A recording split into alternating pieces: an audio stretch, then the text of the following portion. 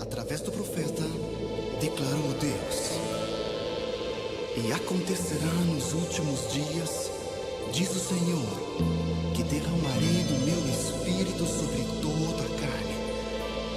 Vossos filhos e vossas filhas profetizarão, vossos jovens terão visões, e sonharão vossos velhos.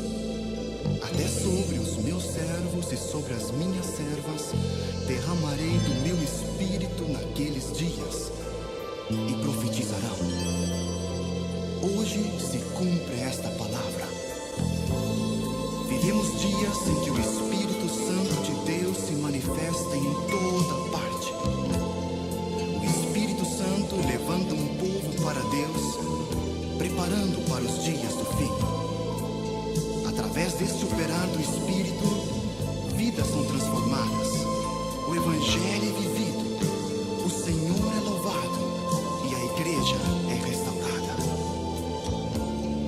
Ó Espírito Santo, venha operar mais neste mundo, levando vidas a conhecer Cristo, levando vidas a viver em Cristo. Prepara um povo que lhe seja fiel e testemunhe seu nome com poder. Conduz o povo do Senhor ao mais completo louvor, à mais pura adoração, em espírito e em verdade.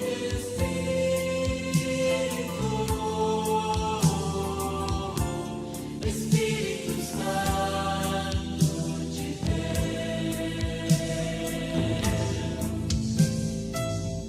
vem controlar todo o meu ser, vem dirigir o meu viver, o meu pensar, o meu falar, o meu sentir, o meu agir. Espírito Santo de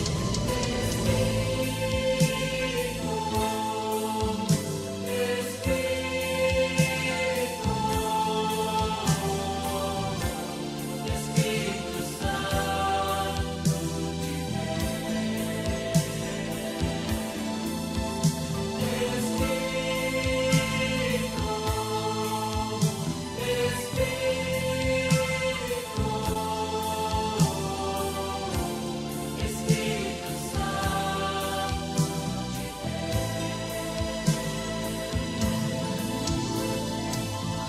vem controlar todo o meu ser, vem dirigir o meu viver, o meu pensar, o meu falar, o meu sentir, o meu agir.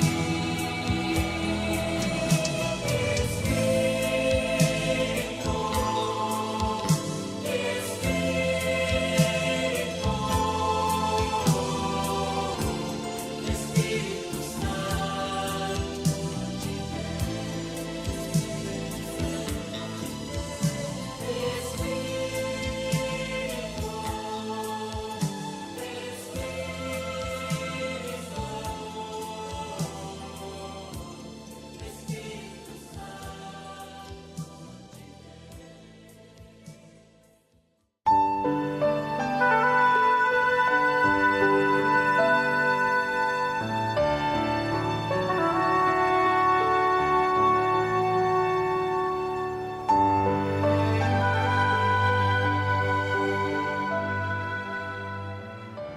Sabe, meus irmãos, antes de chegar à conclusão dessa pregação sobre a guerra das sementes, isto é, a guerra das palavras, a guerra dos pensamentos, a guerra dos ideais, a guerra dos sonhos, a guerra dos objetivos, a guerra dos dois deuses lutando dentro do ser humano, a guerra das duas leis, a guerra dos dois destinos, a guerra dos dois senhores, lutando e muito para ver quem vai levar o ser humano.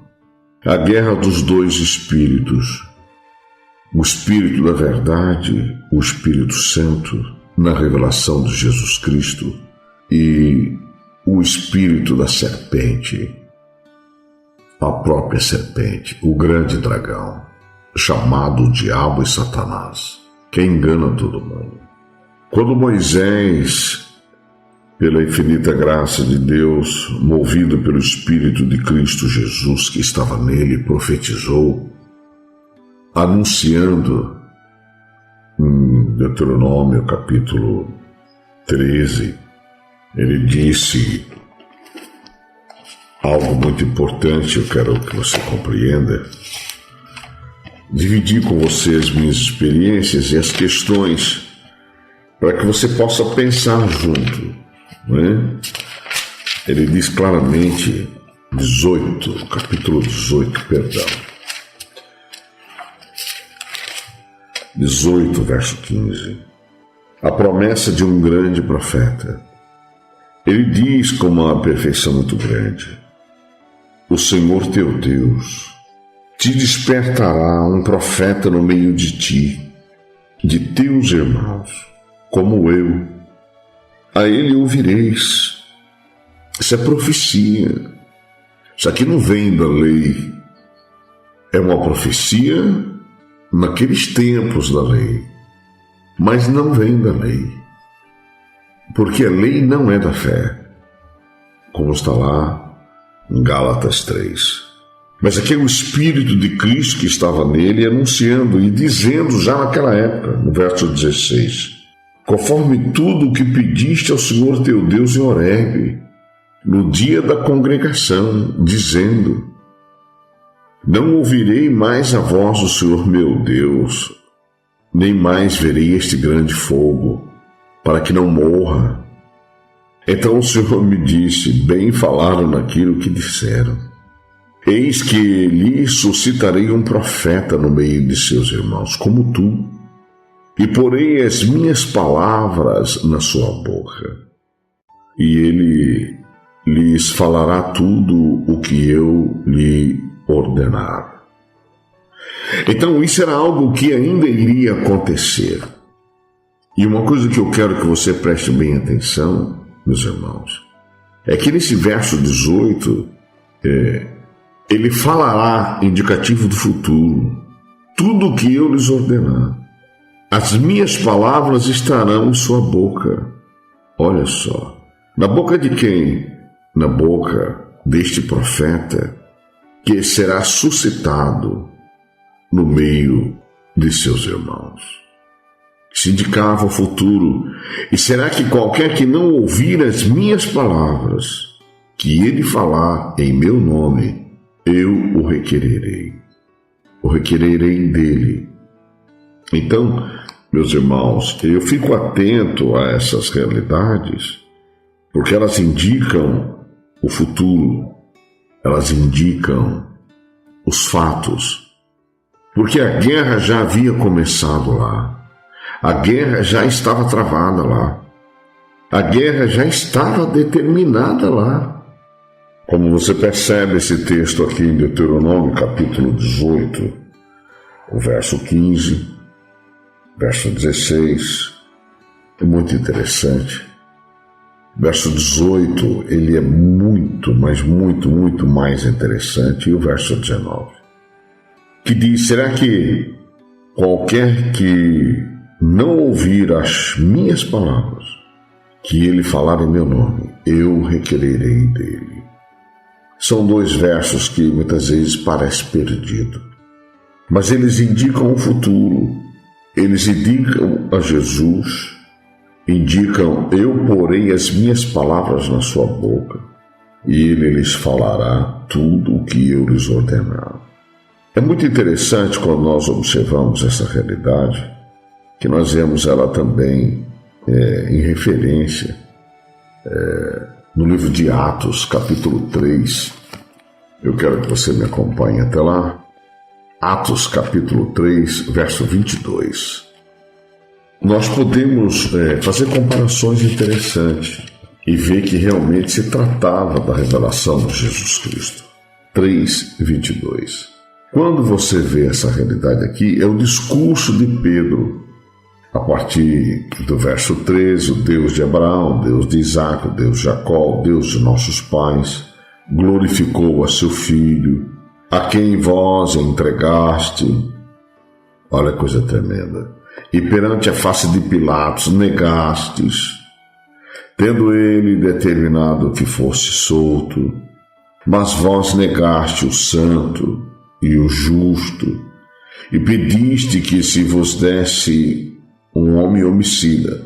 Ele está falando aqui acerca do ladrão, malfeitor, Barrabás, e mataste o príncipe da vida, ao qual Deus suscitou dos mortos, do que nós somos testemunhas. Olha que coisa tremenda. O que eu quero chamar a sua atenção?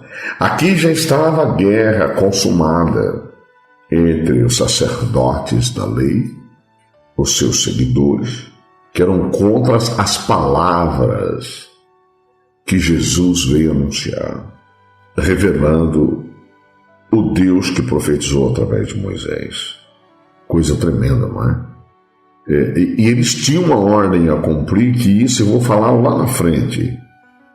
Por que para eles não tinha misericórdia, nem compaixão, nem piedade, nem bondade, e tinha que se consumar essa realidade? Olha o verso 16. E pela fé no seu nome, fez o seu nome fortalecer a este que vedes e conheceis. E a fé que é por ele, deu a este, na presença de todos vós, esta perfeita saúde. E agora, irmãos, eu sei que o fizeste por ignorância, como também os vossos príncipes. Então Pedro fala clara e precisamente dessa guerra espiritual, dessa batalha espiritual. Mas Deus assim cumpriu o que já dantes pela boca de todos os seus profetas havia anunciado, que o Cristo havia de padecer. E convida eles ao arrependimento. Arrependei-vos, pois, e convertei-vos, para que sejam apagados os vossos pecados. E venham assim os tempos do refrigério, pela presença do Senhor. Traz essa realidade hoje para a sua vida, meu amigo, minha amiga, você que está me ouvindo. Muita gente continua nessa ignorância até hoje, porque não compreende a batalha do Espírito, não compreende a guerra das sementes, a guerra das palavras, não compreende a guerra dos dois montes. Pois é, não compreende a guerra dos dois senhores, dos dois deuses, dos dois espíritos, a guerra das duas leis. Como eu disse na pregação anterior, há uma lei que ordena a condenação e a morte, e uma que ordena a absolvição e a vida eterna, se o tal quiser prosseguir. Então nós estamos diante de uma batalha espiritual sem precedentes, só que nós já estamos na última hora. Nós já estamos no fim de todas as coisas. Então veja que coisa tremenda. Olha o verso 19. Arrependei-vos, pois, e convertei-vos, para que sejam apagados os vossos pecados. E venham, assim, os tempos do refrigério pela presença do Senhor. E envie Ele, olha, a Jesus Cristo, que já dantes vos foi pregado, o qual convém que o céu contenha até os tempos da restauração de tudo, dos quais Deus falou pela boca de todos os seus santos profetas, desde o princípio. Porque Moisés disse, olha que coisa tremenda, O Senhor vosso Deus levantará dentre vossos irmãos um profeta semelhante a mim. Olha que coisa tremenda. A ele ouvireis em tudo quanto vos disser. Sabe o que Pedro está relembrando aqui? A mesma realidade que eu também estou relembrando. A guerra das palavras. A guerra das sementes. Quando Moisés disse a ele ouvireis, ele está dizendo assim, tudo que eu já falei até agora não vale mais nada. O que eu falei até agora, olha, por favor, não leva tão sério. Mas presta atenção no que ele virá a falar quando vier. E Pedro está repetindo essa realidade. O Senhor vosso Deus, disse Moisés, levantará dentre vossos irmãos um profeta semelhante a mim. A ele ouvireis em tudo quanto vos disser. E acontecerá que toda alma que não escutar esse profeta será exterminada dentre o povo. E ele continua, e todos os profetas, desde Samuel, todos quantos depois falaram também, anunciando esses dias. Que dias? Os dias de Jesus Cristo. Eu quero que você pegue isso para compreender tudo aquilo que eu vou falar lá na frente.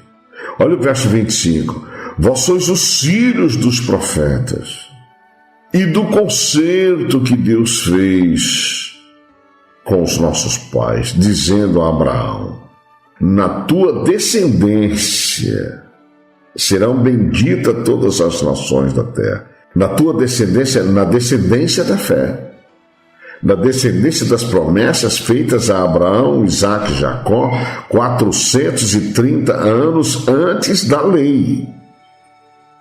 É essa a realidade que Pedro está relembrando. E diz que essa realidade se cumpre ressuscitando Deus a seu Filho Jesus. Primeiro o enviou a vós, os judeus, para que nisso vos abençoasse e vos desviasse a cada um das vossas maldades. Que coisa, que batalha, que coisa tremenda. Então, quando nós vemos essa realidade confirmada em Atos capítulo 7, no verso 37, nós vamos confirmar 37 praticamente a mesma realidade. Quero que você compreenda que nenhuma profecia da Bíblia é de particular interpretação. Então, eu só estou tentando compreender e entender e lançar a você a minha preocupação. Nós temos uma grande guerra que já está travada há 6.000 anos e nós precisamos saber exatamente aonde nós estamos e na mão de quem estamos e para onde iremos se não obedecermos às realidades espirituais escritas pelos profetas do nosso Deus. E completados 40 anos, olha que o tempo passou de forma impressionante. 40 anos que Moisés fugiu do Egito. 40 anos que ele se distanciou. Teve família, gerou 2 filhos, e após 40 anos apareceu-lhe o anjo do Senhor no deserto do Monte Sinai, numa chama de fogo de um sarçal. Muita gente não sabe, mas o Monte Sinai é no Egito. É um monte do Egito, não tem nada a ver com Jerusalém. Em absoluto. É só uma questão de bom senso, de pesquisar e ver que realidade é essa. O Monte Sinai é no Egito. E ali apareceu-lhe o anjo do Senhor. Então Moisés, quando viu isto, se maravilhou da visão. Ele ficou impactado. E aproximando-se para observar, foi-lhe dirigida a voz daquele Senhor. Na minha concepção, é o anjo que está lá naquela sarça, no fogo. Porém, Moisés observou que aquele fogo não queimava. Assim, quando você vai no monte e também vê tudo queimando, e de repente você pega, não tem nada queimado. E muitos colocam no bolso, levam para casa, e chega em casa no outro dia que apagou. É algo assim, daquele gênero. Foi-lhe dirigida a voz do Senhor, daquele Senhor que estava ali dentro da sarça. Aquele Senhor, o anjo que estava lá, numa chama de fogo do sarçal. Muita gente precisa saber interpretar. Então veja, a minha pergunta sempre foi: Moisés falou com o Senhor, mas foi-lhe dirigida a voz. Amém. Mas ele se aproximou, porque ele queria observar e pegar. Aquela voz foi dirigida por quem? Quem estava lá? O Senhor ou o anjo do Senhor? Na minha concepção, é o anjo do Senhor. E aquele anjo disse, o Senhor, aquele anjo disse no verso 32, eu sou o Deus de teus pais, o Deus de Abraão, e o Deus de Isaque, e o Deus de Jacó. E Moisés, todo trêmulo, amedrontado, temente e tremente, não ousava olhar pelo grito que lhe foi dito, para que não se aproximasse. E foi-lhe dito ainda, tira as sandálias dos pés, porque o lugar em que estás é terra santa. Ora, a terra santa é Jerusalém ou é o Monte Sinai? O Egito. É necessário que nós possamos interpretar essa realidade. O lugar em que estás é terra santa. Ele estava onde? No deserto, no Monte Sinai. Que coisa impressionante. Nós precisamos, meus irmãos, analisar. No verso 30, completados 40 anos, apareceu-lhe o anjo do Senhor no deserto do Monte Sinai. No deserto do Monte Sinai, numa chama de fogo e sarçal. Ali começou o diálogo. E quem estava lá? O anjo do Senhor. Moisés, ao ver aquela realidade, se maravilhou daquela visão, aproximou-se porque sabia que aquilo não queimava, e o anjo lhe brecou, isto é, o Senhor anjo lhe brecou. Ele disse quem era: eu sou o Deus de teus pais, o Deus de Abraão, o Deus de Isaque, o Deus de Jacó. E Moisés, amedrontado pelo grito que já tinha tomado, não ousava olhar e recebeu uma ordem: tira as sandálias dos pés, porque o lugar que estás é terra santa. E olha, verso 34.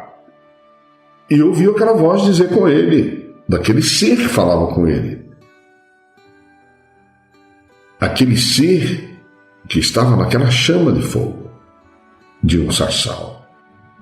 Tenho visto atentamente a aflição do meu povo, que está no Egito, e ouvi os seus gemidos, e desci a livrá-los.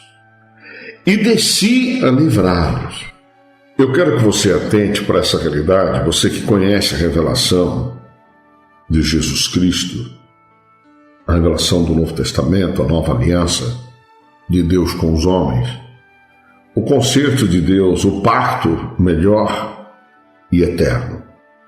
Preste bem atenção que lá é claro e preciso. Claro e preciso. E nós vamos estar fazendo comparações, isto é, interpretando. E como diz a revelação no livro de 1 Pedro, 2 Pedro, capítulo 1, meus irmãos, e eu faço questão de levar você lá mais uma vez, para que não haja intenção da minha parte de querer mostrar coisa do meu jeito, não. Está escrito. Eu levo você lá. Verso 19 do capítulo 1 de 2 Pedro. E temos muito firme a palavras dos profetas, Moisés era um deles, a qual bem fazeis em estar atentos, como uma luz que alumia em lugar escuro, até que o dia esclareça e a estrela da alva apareça em vosso coração. Sabendo primeiramente isto, que nenhuma profecia da Escritura é de particular interpretação. Porque a profecia nunca foi produzida por vontade de homem algum, mas os homens santos de Deus falaram inspirados por Deus. Então eu creio que Moisés falava inspirado por Deus, assim como também inspirado por Deus, movido pelo Espírito Santo, cheio do Espírito Santo, de sabedoria e de conhecimento, estava Estevão. E tudo que eu quero neste momento é que você veja que quando Estevão é assassinado, quem está lá no pé dele é Saulo, como eu vou mostrar no decorrer da revelação. E o mesmo Saulo que se converte logo depois, ele fala algo muito interessante no livro de 1 Timóteo, meus irmãos, preste bem atenção. Preste bem atenção. Capítulo 6, no verso 13, ele diz assim: mando-te diante de Deus, que todas as coisas vivifica, vírgula, e de Jesus Cristo, ou de Cristo Jesus, o verbo que se fez carne. Olha lá, Cristo Jesus, que diante de Pôncio Pilatos deu o testemunho de boa confissão. Qual foi o testemunho? Pilatos questionou: logo tu és rei? Jesus disse: eu para isso nasci, e para isso vim ao mundo, a fim de dar testemunho da verdade. Todo aquele que é da verdade ouve a minha voz. E quando Jesus disse isso, meus irmãos, a verdade que ele estava dando era acerca de seu Pai. E olha como Paulo compreendeu e entrou nessa dimensão espetacular.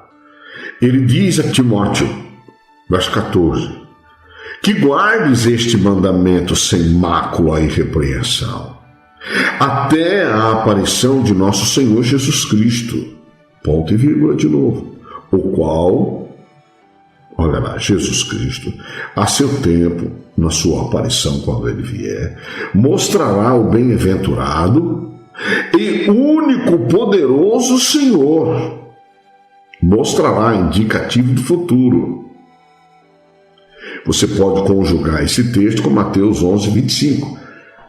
Mateus 11, 25, Jesus disse naquele tempo, levantando os olhos aos céus, disse: graças te dou, ó Pai, Senhor do céu e da terra, que ocultaste essas coisas aos sábios e instruídos e as revelaste aos pequeninos.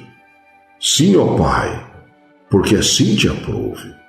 Todas as coisas me foram entregues por meu Pai. Ninguém conhece o Filho senão o Pai. E ninguém conhece o Pai senão o Filho. E aquele a quem o Filho o quiser revelar. Olha a coisa tremenda.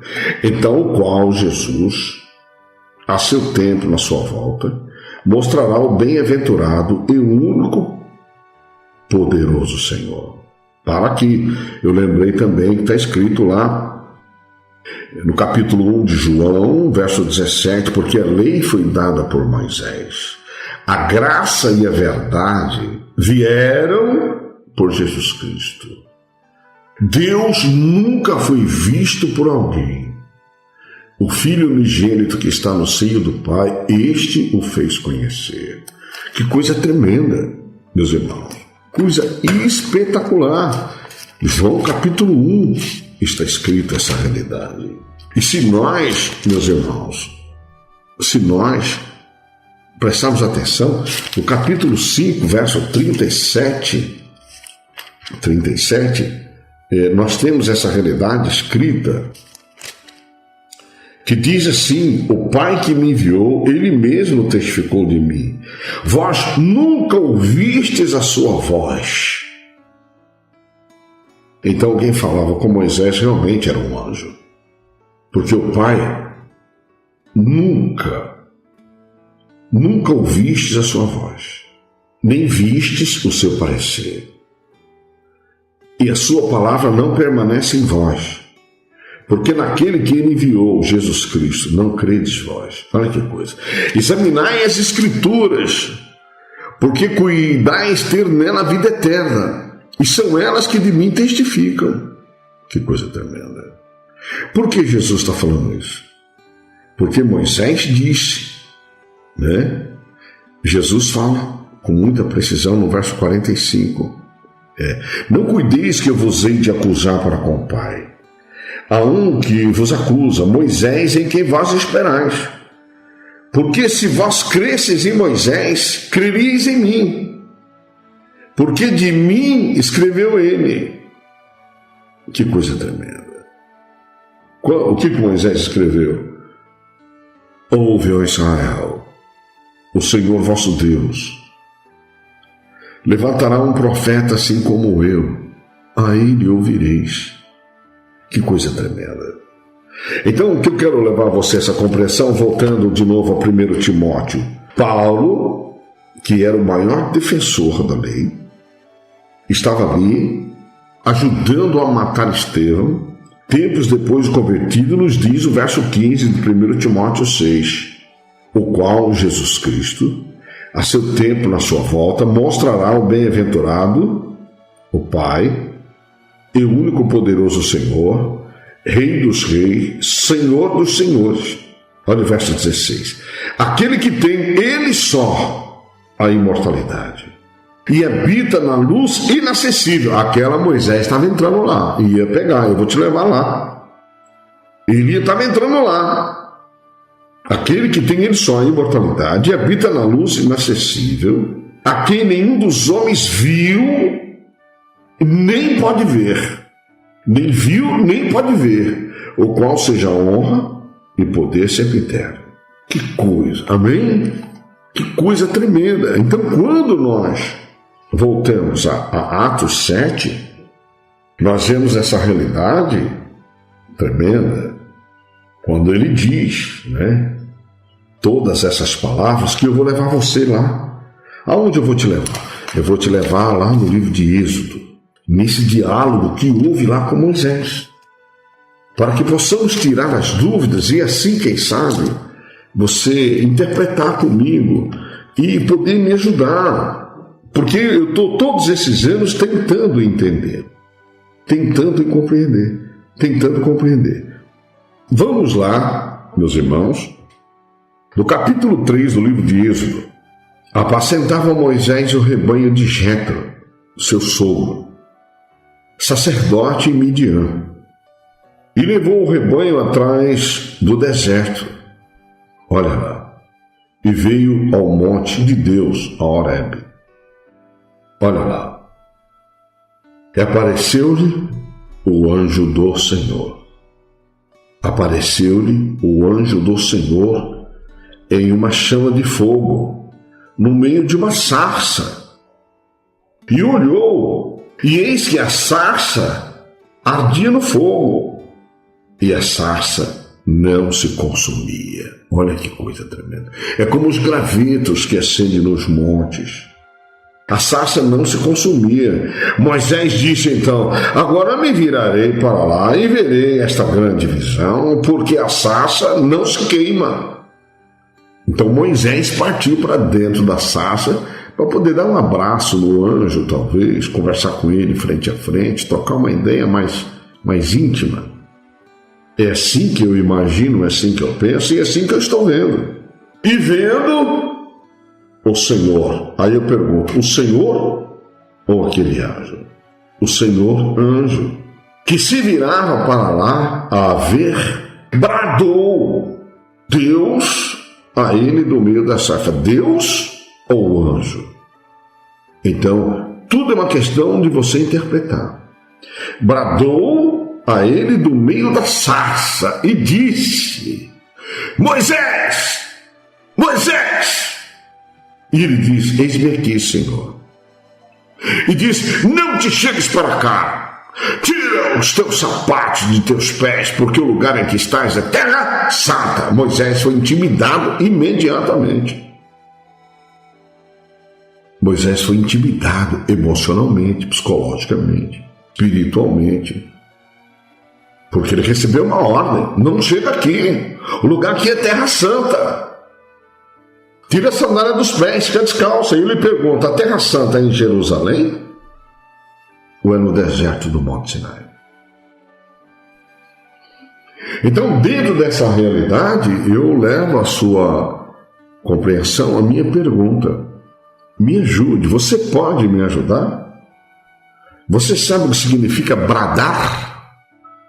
Segundo o dicionário Wise da literatura portuguesa, Deus bradou, o anjo bradou. Então eu quero te dizer o que significa bradou.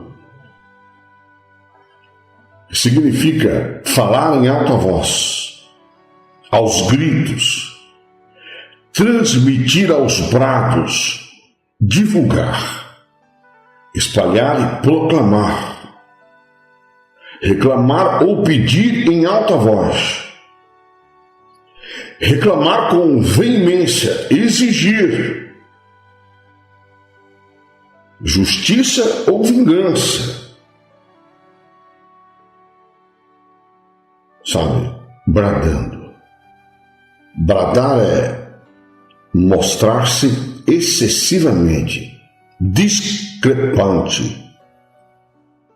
Sabe, meus amigos, soltar brados ou gritos repetidamente, bradejar. Não preciso falar muito.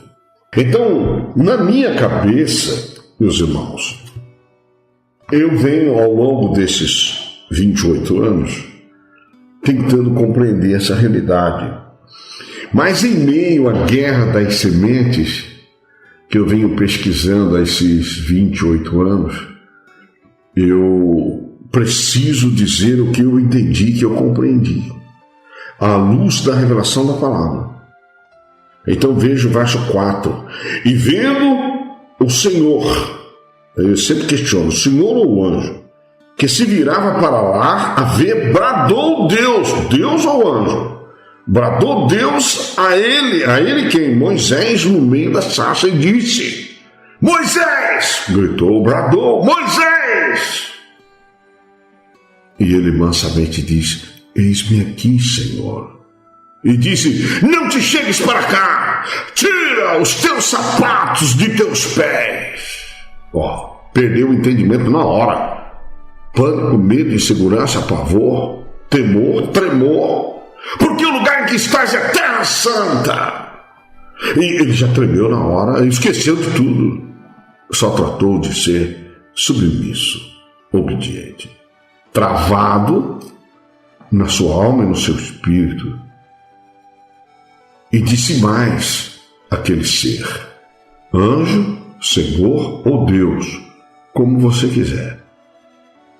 Eu sou o Deus de teu pai, o Deus de Abraão, o Deus de Isaque e o Deus de Jacó. E Moisés encobriu seu rosto, cheio de pânico, medo e insegurança, porque temeu olhar para Deus. Mas você viu que lá no Evangelho, Timóteo 6, Deus habita na luz inacessível. Verso 16, é quem nenhum dos homens viu, nem jamais pode ver. Então são essas coisas que eu estou tentando compreender. E vendo para você que a guerra das sementes, que começou lá em Gênesis 3:15, é violentíssima. E disse o Senhor, Deus ou anjo: tenho visto atentamente a aflição do meu povo, que está no Egito, e tenho ouvido o seu clamor por causa dos seus exatores, porque conheci as suas dores. Portanto, olha lá, desci para livrá-los da mão dos egípcios. Desci. E para fazê-los subir daquela terra a uma terra boa e larga, uma terra que mana leite e mel, ao lugar do cananeu e tal, e vai falando. Então, como eu tenho pregado muitas vezes, eu falo e está escrito. O Velho Testamento é um livro de sombras, figuras, alegorias. E dentro desta realidade, eu quero compartilhar com você o que significa sombras, figuras, alegorias. Sombras, como Paulo explica, e os demais apóstolos na escrita do Novo Testamento, sombras é reprodução numa superfície mais clara da representação de uma figura que se interpõe entre esta e o foco luminoso. Sombras é um exemplo, é uma coisa impalpável, ela é imaterial. Sombras é uma espécie de simulação de algo que acontecerá futuramente ou que está acontecendo. As sombras é o mistério, é o enigma, trazer à luz para se conhecer a verdade. Ela é algo enigmático que nós precisamos, evidentemente, buscar a compreensão. Das sombras vem a alegoria. O que é alegoria, pastor? A alegoria é um fato contado por alguém que apresenta um objeto para dar uma ideia de algo ou de um outro ser. A alegoria é uma narrativa imaginária em que se usa figuras diversas, animais, plantas, coisas e até pessoas, seres, em que cada parte, por menor, tem o seu devido valor e significado. A alegoria é a exposição de um pensamento sob forma figurada. Além da exposição do pensamento, nos dá a capacidade de entender a forma figurada. A alegoria é um exemplo dado para se ter uma ideia. Transmitem significados quando analisados no seu verdadeiro sentido. A alegoria é um exemplo dado que pode ser representado por uma figura abstrata, mas que por meio de sua explicação tornam as coisas compreensíveis, dá-nos a entender e a demonstrar. Figuras. Figuras são imagens utilizadas para exemplificar. Figuras são imagens que transmitem sentido e significado, que dá a entender, exprimir, mostrar, traduzir. Figura é representação com o objetivo de comunicar, declarar, fazer saber, dar entendimento, esclarecimento e discernimento. O que quer dizer algo, expressar, informar. Figura também representam e expressam aquilo que se pensa simbolicamente através de uma figura ou de uma imagem. Quando analisada com diligência, pode exprimir inúmeros significados. Esta é a realidade. Então eu vou levar você de volta, exatamente, lá no livro de 1 Pedro, meu amigo. Não vou passar primeiro em 1 Coríntios, capítulo 10, para você ver essa escrita que eu estou falando, como Paulo, ele fala inclusive de Moisés aqui, ó, presta bem atenção para você compreender. No capítulo 10, verso 1, ora, irmãos, não quero que ignoreis que os nossos pais estiveram todos debaixo da nuvem, isso aqui já é a saída do Egito, e todos passaram pelo mar, e todos foram batizados em Moisés, na nuvem e no mar. E todos comeram de um mesmo manjar espiritual, e beberam todos de uma mesma bebida espiritual, porque bebiam da pedra espiritual que os seguia, ponto e vírgula. E a pedra era Cristo. Mas Deus não se agradou da maior parte deles, pelo que foram prostrados no deserto. Olha o verso 6. E estas coisas foram-nos feitas em figura, para que não cobicemos as coisas más como eles cobiçaram. Olha o texto. Não vos façais, pois, idólatras como alguns deles, conforme está escrito. O povo assentou-se a comer e a beber, e levantou-se para folgar. E não nos prostituamos como alguns deles fizeram e caíram num dia 23 mil. E não tentemos a Cristo como alguns deles também tentaram e pereceram pelas serpentes. E não murmureis, como também alguns deles murmuraram e pereceram pelo destruidor. Ora, tudo isso lhes sobreveio como figuras, e estão escritas para aviso nosso, para quem já são chegados os fins dos séculos. Eu só te faço uma pergunta dentro da minha concepção de entendimento. Você quer ficar com as sombras, figuras e alegorias? Ou você quer vir para a realidade? Sabe, meus irmãos, eu estou dizendo isso para você porque eu vou te levar de novo lá para o 2 Pedro, capítulo 1. Olha de que maneira espetacular Pedro se dirige no verso 16, quando ele dá testemunho da glória de Jesus Cristo. Tudo isso eu quero te levar à compreensão dessa guerra espiritual sem precedente.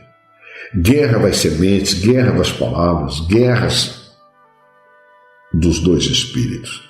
O espírito do erro, o espírito da verdade. O espírito do engano, o espírito da mentira e o espírito da verdade. Guerra do grande dragão, a antiga serpente, contra Jesus e o Espírito Santo. Que coisa tremenda, meus irmãos. São guerras, as guerras das duas leis, a lei do espírito de vida e a lei da morte e da condenação. Guerra das palavras, a guerra dos montes. Infelizmente, Monte Sinai versus Monte Sião, a Jerusalém da terra, Jerusalém do céu, como você vê lá em Gálatas, capítulo 4, verso 21 em diante. Então a coisa é muito mais séria do que se imagina, mas se falta coragem para falar a verdade daquilo que se interpreta como verdade. Olha o que Pedro nos diz, verso 16: porque não vos fizemos saber a virtude e a vinda de nosso Senhor Jesus Cristo, olha lá, seguindo fábulas artificialmente compostas, mas nós mesmos vimos a sua majestade. Para aqui. Você sabe o que significa fábulas? Fábulas são narração breve de caráter alegórico. Narração breve em caráter de figuras, sombras e alegorias. Fábulas, narração em verso ou em prova, destinada a ilustrar um preceito. Fábulas são narrações de coisas imaginárias e de fatos ocorridos, como sombras e figuras, apresentando as coisas futuras. Agora, Pedro está falando de realidade, de fato, de comprovação, quando ele diz: nós não vos fizemos saber a virtude e a vinda de nosso Senhor Jesus Cristo seguindo fábulas artificialmente compostas, mas nós mesmos vimos a sua majestade, porquanto ele recebeu de Deus Pai honra e glória, quando da magnífica glória lhe foi dirigida a seguinte voz: este é o meu Filho amado, em quem me tenho comprazido. Que coisa impressionante! E ouvimos esta voz dirigida do céu, estando nós com ele no Monte Santo. Onde é que foi o Monte Santo? Mateus. Mateus capítulo 17. Mateus capítulo 17, quando Jesus, olha que coisa tremenda, se transfigura. 6 dias depois, tomou Jesus consigo a Pedro, a Tiago e a João, seu irmão, e os conduziu em particular a um alto monte. E transfigurou-se diante deles, e o seu rosto resplandeceu como o sol, e as suas vestes se tornaram brancas como a luz. Olha que coisa tremenda. E eis que lhe apareceram Moisés e Elias. Moisés representava o ministério da lei, e Elias representava o ministério profético. Olha que coisa tremenda. Falando com eles, Jesus conversando com eles. Olha o verso 4. E Pedro, tomando a palavra, disse a Jesus: Senhor, bom é estarmos aqui. Se queres, façamos aqui 3 tabernáculos, um para ti, um para Moisés e um para Elias. E, estando ele ainda a falar, eis que uma nuvem luminosa os cobriu. E da nuvem saiu uma voz que dizia: Este é o meu filho amado, em quem me comprazo. Escutai-o. Sabe o que significa isso aqui? A representação de que Moisés disse lá em Deuteronômio capítulo 18, verso 15 e verso 18 e 19. O Senhor nosso Deus levantará um profeta assim como eu. A ele ouvireis. E o verso 15, e o verso 18 repete, e o verso 19 diz: será que aquele que não obedecer às suas palavras, ele requererá de suas mãos a alma do desobediente? Olha que coisa tremenda. Olha só. E estando ele ainda a falar, eis que uma nuvem luminosa os cobriu, e da nuvem saiu uma voz que dizia: Este é o meu filho amado, em quem me comprazo, escutai-o. E os discípulos, ouvindo isso, caíram sobre o seu rosto e tiveram grande medo. E aproximando-se, Jesus tocou-lhes e disse: Levantai-vos e não tenhais medo. E eles, erguendo os olhos, ninguém viram, senão Jesus. E descendo eles no monte, Jesus lhes ordenou, dizendo: A ninguém conteis a visão, até que o Filho do Homem seja ressuscitado dos mortos. Que coisa impressionante. Que coisa impressionante, você não acha? Então, voltando para 2 Pedro, é exatamente esta realidade que Pedro está falando. Nós não vos fizemos saber a virtude e a vinda de nosso Senhor Jesus Cristo, seguindo fábulas, alegorias, sombras ou figuras, mas nós mesmos vimos a sua majestade. Quando ele recebeu de Deus Pai honra e glória, quando da magnífica glória lhe foi dirigida a seguinte voz: Este é o meu Filho amado, em quem me tenho comprazido.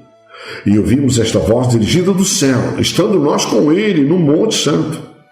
E temos muito firme a palavra dos profetas, a qual bem fazeis em estar atentos. Como uma luz que alumia em lugar escuro, uma luz que alumia em lugar escuro. Uma luz que alumia em lugar escuro. Lugar escuro. Quem é a luz? Os profetas. Os profetas é a única luz naquele lugar escuro. Quer dizer que o resto é trevas. Até que o dia esclareça e a estrela da alva apareça em vosso coração.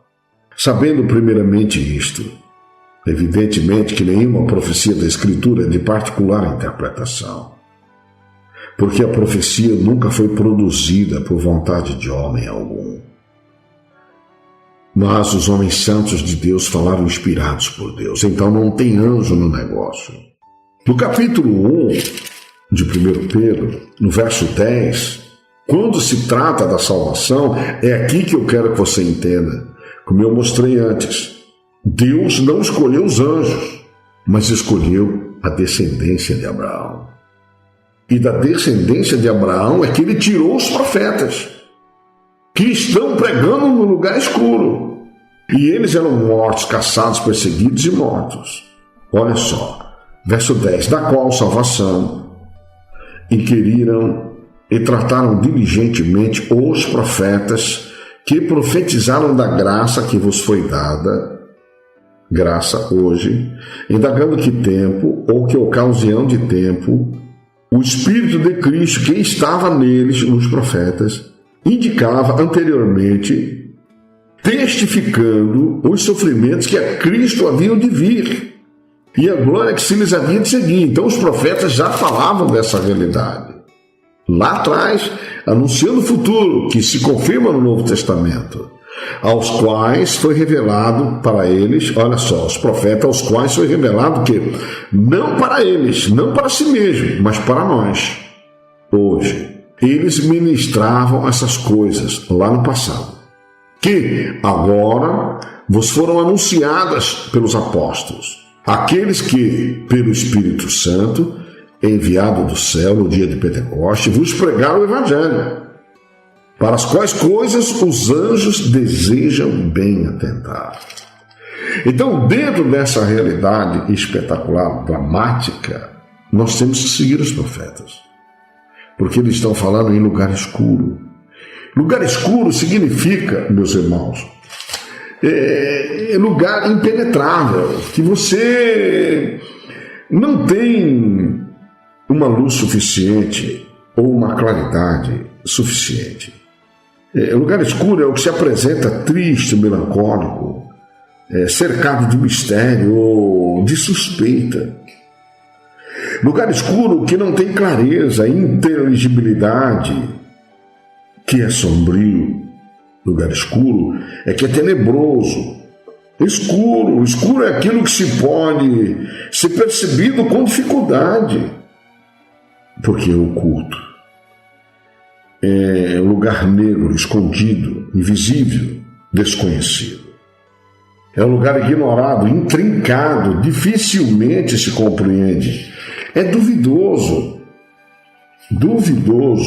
incerto. Lugar escuro também é um lugar dissimulado, disfarçado.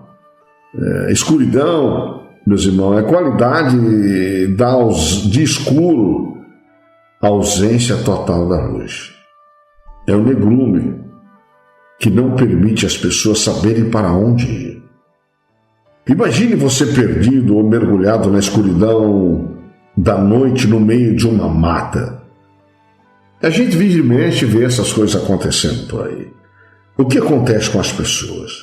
Elas entram em profundo estado de tristeza, melancolia profunda. E por ausência de luz, isto é, ausência de entendimento, ausência da compreensão, ausência de discernimento e de conhecimento, as pessoas se aprofundam cada vez mais na escuridão da sua própria alma. Na ausência da clareza, da limpidez, da perceptibilidade, as trevas têm pleno domínio. E sendo assim, meus irmãos, meus amigos, eu quero chamar sua atenção. Vamos voltar para Atos capítulo 7. Estevão, movido pelo Espírito de Deus, narrava essa história para aqueles homens, com o único objetivo de fazer-lhes entender o que Moisés havia visto e como ele, quando discerniu todas as coisas, também passou a orientar o povo e a indicar o futuro. Olha que coisa tremenda. Vou repetir. Atos 7:30, e completados os 40 anos, apareceu-lhe o anjo do Senhor no deserto do Monte Sinai, numa chama de fogo de um sarçal. Então Moisés, quando viu isto, se maravilhou da visão, e aproximando-se para observar, foi-lhe dirigida a voz do Senhor, em grande brado, como eu já expliquei, dizendo: eu sou o Deus de teus pais, o Deus de Abraão, o Deus de Isaac, o Deus de Jacó. E Moisés, todo trêmulo, cheio de pânico, medo, não ousava olhar. E disse-lhe o Senhor, isto é, quem estava lá no meio da sarça: tira a sandália dos pés, porque o lugar em que estás é terra santa. Não era Jerusalém, era Monte Sinai, Egito. Tenho visto atentamente a aflição do meu povo que está no Egito, e ouvi os seus gemidos e desci a livrá-los. Agora, pois, vem, enviar-te-ei ao Egito. A este Moisés, ao qual haviam negado, zombado, escarnecido, injuriado e blasfemado, dizendo: quem te constituiu príncipe e juiz? A este enviou Deus como príncipe e libertador pela mão do anjo que lhe aparecera no sarçal. Isso aqui é sem dúvida, está escrito em todas as Bíblias do mundo. Mas, como eu já disse, nenhuma escritura de particular interpretação. Mas ninguém pode mudar o que está escrito. A este Moisés, olha que coisa, a este enviou Deus como príncipe e libertador. A este Moisés enviou Deus como príncipe libertador, pela mão do anjo que lhe aparecera no sarçal. Foi este anjo, é isso aqui, que os conduziu para fora, fazendo prodígios e sinais na terra do Egito e no Mar Vermelho, e no deserto por 40 anos. Então, esse era o ministério deles. Este é aquele Moisés que disse aos filhos de Israel: o Senhor vosso Deus levantará dentre vossos irmãos um profeta como eu, a ele ouvireis. Olha que coisa tremenda. Este é aquele Moisés que disse aos filhos de Israel: olha, tudo que aconteceu aqui, como aconteceu, da maneira que aconteceu, preste atenção. O Senhor vosso Deus, o Deus de Abraão, Isaque, Jacó, que fala por sonhos, visões, revelações, vos levantará dentre vossos irmãos lá no futuro. Ele nem sabia quem era. Um profeta como eu, a ele ouvireis. A ele ouvireis. Esse profeta veio a ser Jesus, como nós vamos estar falando já já, e você vai confirmar em nome de Jesus. Meus irmãos, eu quero que a partir desse momento você possa me acompanhar e analisar a escrita, a realidade, o fato e a interpretação. A escrita é clara no verso 37. Este é aquele Moisés que disse aos filhos de Israel: o Senhor vosso Deus, o Deus de Abraão, Isaque e Jacó, o Deus da vida eterna, o Deus que fez as promessas da nova Jerusalém celestial, da qual Abraão não teve interesse de ter nem sequer um palmo de terra, um palmo, um espaço, o tamanho de um pé. Porque sabia a cidade que tem fundamentos, do qual o artífice construtor é esse Deus. Esse Deus, vosso Deus, vos levantará dentre os vossos irmãos um profeta como eu. A ele ouvireis. Este, verso 38, é aquele Moisés, este é o que esteve, isto é, Moisés, o que esteve entre a congregação no deserto. Olha só, entre a congregação no deserto, com o anjo que lhe falava no Monte Sinai. Com o anjo que lhe falava no Monte Sinai. E com nossos pais, o qual recebeu a palavra de vida para nos dar. Palavra de vida, meu amigo. Você tem noção do que significa palavra de vida para nos dar? Eu convido você a pensar um pouquinho só.